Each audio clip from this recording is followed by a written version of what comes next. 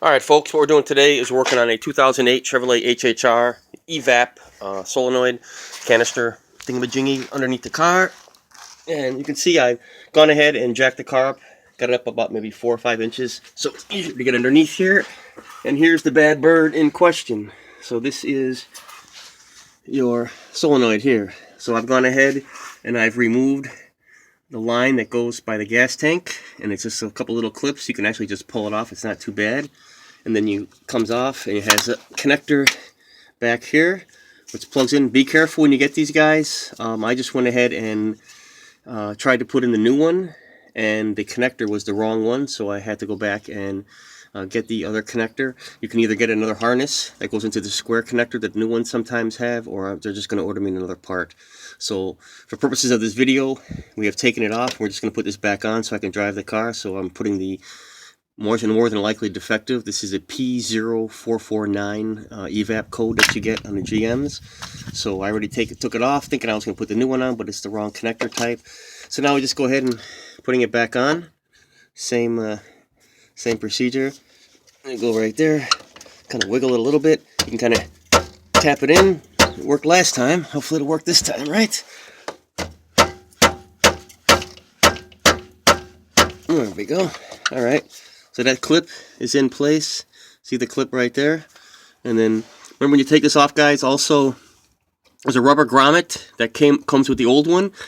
You know, it's like a gasket. Yeah, there we go. There's a clip. So now you're all set. That little white dart, that one needs to go in. So that's clipped in.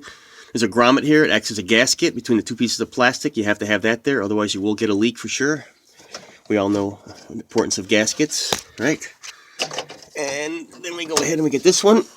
And then we're just going to go ahead and pull that one on. If you can see that. Let's get it on until it... There we go. Snapped in place. Same thing with the white connectors on the side. So that's snapped in. When it snaps in place, that's the good thing about these guys, is when it snaps in place, you'll hear a snap, a click.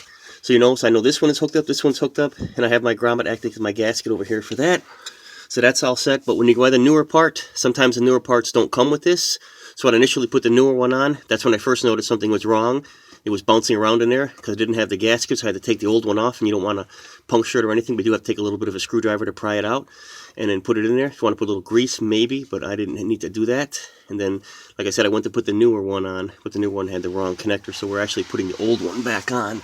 But whether I'm putting the old one back on or the new one back on, it's irrelevant because the procedure's all the same. And then you got your connector right up in here. Boom, see? And that's the last thing you do. So you got your connector for your computer. You got the one right over here, you can see, and everything's all hooked up. So we're back to where we were. We're still going to get the code, the P0449 code that I was getting, but at least the car will be drivable, and tomorrow Advance Auto will have the part with the correct connector in there for me. Again, if you don't get the right connector, you can get a harness for that.